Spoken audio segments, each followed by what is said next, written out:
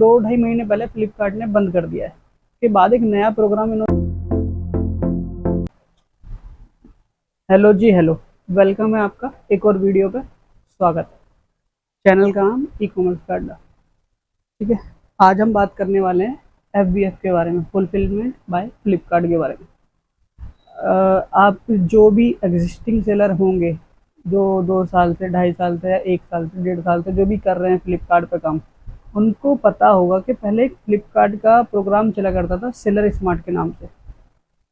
वो कुछ टाइम पहले भी 2 ढाई महीने पहले फ्लिपकार्ट ने बंद कर दिया है। उसके बाद एक नया प्रोग्राम इन्होंने लॉन्च करा है FBF के नाम से। अब दोनों में डिफरेंस क्या है?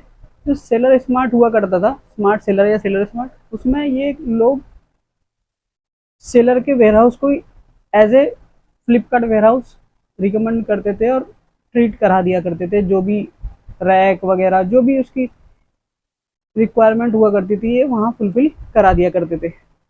अब जो इन्होंने चेंज किया है उस पर तो स्मार्ट सेलर वो बंद कर चुके हैं उस प्रोग्राम को। अब उन्होंने प्रोग्राम क्या किया है, फुलफिलमेंट बाय फ्लिपकार्ट, जो कि पहले भी चलता था, लेकिन अब उन्होंने पूरा डेडिकेशन अपना इस प्रोग्राम के ऊपर दे दिया है।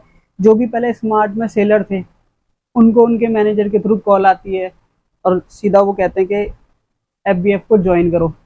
ज्वाइन कैसे करें, क्या इसके फ़ायदे हैं, क्या नुकसान है, या कैसे ज्वाइन करना चाहिए, जो भी क्वेश्चन है, मैं शायद उनकी क्वेरी कुछ हद तक सॉल्व कर पाऊँ। ठीक है, तो पहली बात तो ये कि भाई चलो अभी हम टॉपिक पे आते हैं अपने, कि आपको चाहिए क्या क्या क्या चाहिए। तो देखो, जो FBF में सबसे पहले जो भी सेलर स्मार्ट में सॉरी, जो सेलर उसमें है, सिल्वर में है या गोल्ड में या डायमंड में, उनके पास, सबके पास ना एक फ्लिपकार्ट की तरफ से ना वो होंगे डेडिकेटेड मैनेजर्स।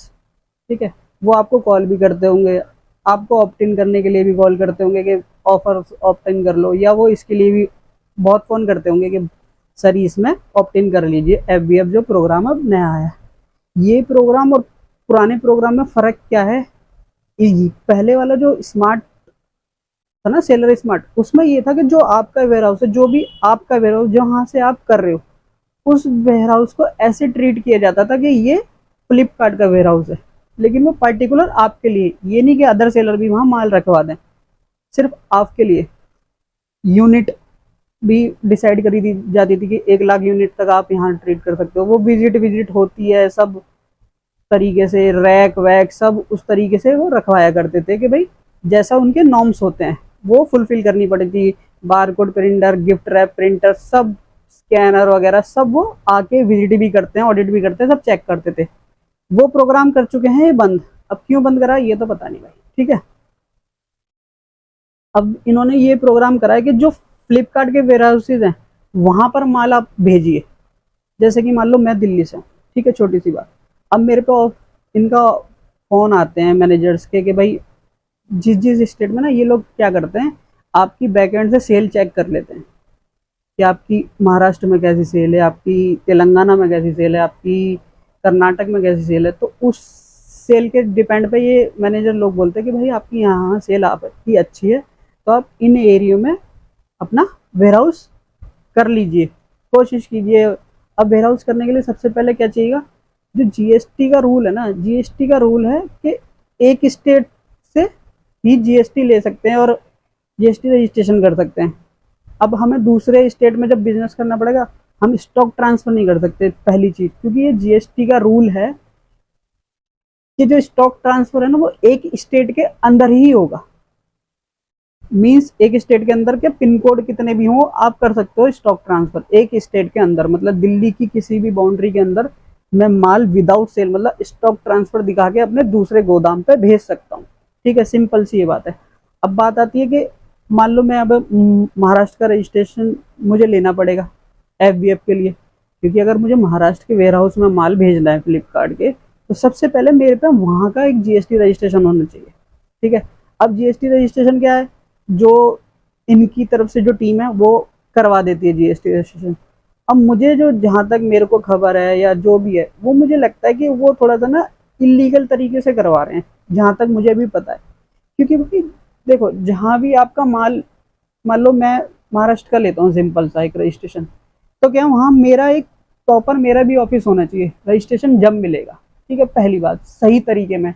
और जो आजकल लोग बनवा रहे हैं ना, वो इस तरीके से बनवा रहे हैं, एक कमरे में 10 बेंचें डली हुई, 10 टेबल, सबके रेंट एग्रीमेंट बनवा दिए, टेबल नंबर 1 फलाना एंटरप्राइजेस, उसको वहां से दिलवा दिया। दिक्कत कब आएगी आपको?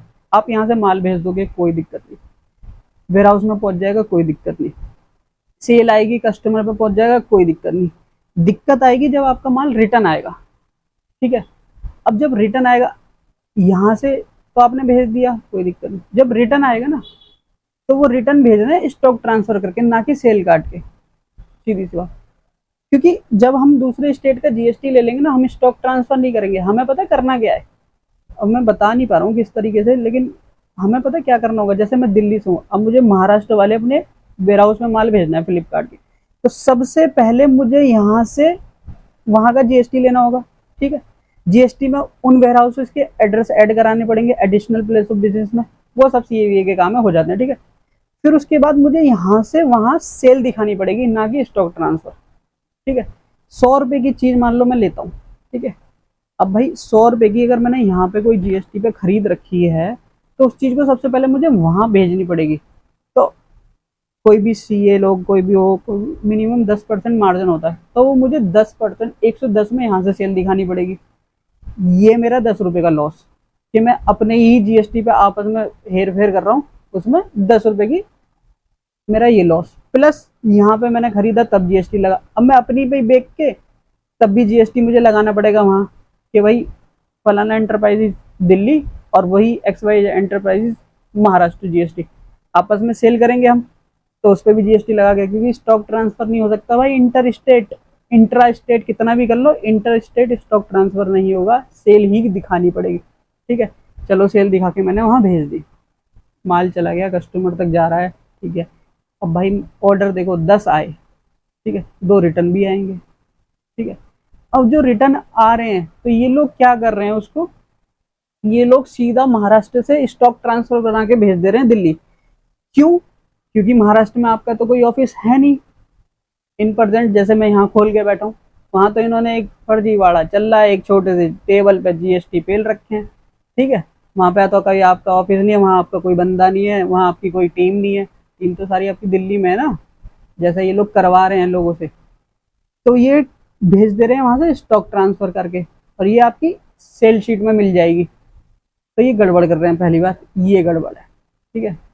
तो ये मेरा सजेशन है कि जब भी आप करें, तो एक बार इस चीज को पहले अपने जो भी मैनेजर है, जो भी जिसका भी फोन आता है, तो उसको एक बार उससे ये पूछ लें कि भाई मुझे क्या रहेगा, सीन पूरा समझाओ भाई, कैसे कैसे आएगी। क्योंकि मेरे एक फ्रेंड के साथ ऐसा हो रहा है, उसने कर्नाटक का ले रखा है भाई जीएसटी, और उसके बाद स्टॉक ट्रांसफर की नोट की तरह यहाँ रिटर्न यहाँ पे वापस आती है। अब रही बात स्टॉक ट्रांसफर से आ रही है तो कोई दिक्कत नहीं, दिक्कत है भाई इंटर स्टेट, पहली बात तो स्टॉक ट्रांसफर हो रहा है, ये दिक्कत, वो अभी कस्टम पे कहीं पकड़ा नहीं जा रहा, कोई उसे जीएसटी वाला नहीं पकड़ पा रहा। क्यों? क्योंकि वो एक एक पैकेट आ रहा है, अगर वो कहीं पकड़ा गया, दिक्कत भाई सेलर पे है, सेल कटनी चाहिए, वो स्टॉक ट्रांसफर नहीं होना चाहिए, बिल होगा वहाँ सेल का एप्लीकेबल। स्टॉक ट्रांसफर आप जब ही काट सकते हो फ्लिपकार्ट के महाराष्ट्र के वेयर हाउस से, महाराष्ट्र के ही आपके किसी ऑफिस पे जा रहा है, तो stock transfer is a valid proof है, कोई नहीं रोकेगा, कोई नहीं टोकेगा। इंटर स्टेट जब बात आ जाती है ना, दूसरे स्टेट, दिल्ली यूपी, दिल्ली महाराष्ट्र, इस तरीके की, तब वहाँ सेल ही कटेगी भाई। और ये लोग पता नहीं कैसे कर रहे हैं, मेरे को तो कुछ अभी समझ नहीं आ रहा इनका क्या प्रोसेस है। शायद ही अभी इन्होंने सबको, जितने भी स्मार्ट सेलर थे ना पहले, सबको एफ करो भाई, एफ, तो अभी इन्हें पता नहीं है कि क्या क्या गड़बड़ें आगे आ रही है। तो ये सबसे पहली गड़बड़ है जो आपको भी फेस करनी पड़ सकती है। तो सबसे पहले आपको ये ध्यान देना है कि जो भी आपका मैनेजर है उससे क्लियर कर लो भाई पहले ही, कि ये चीज़ हमें समझा दो। प्लस इसमें आपको मैं लॉस बता देता हूँ।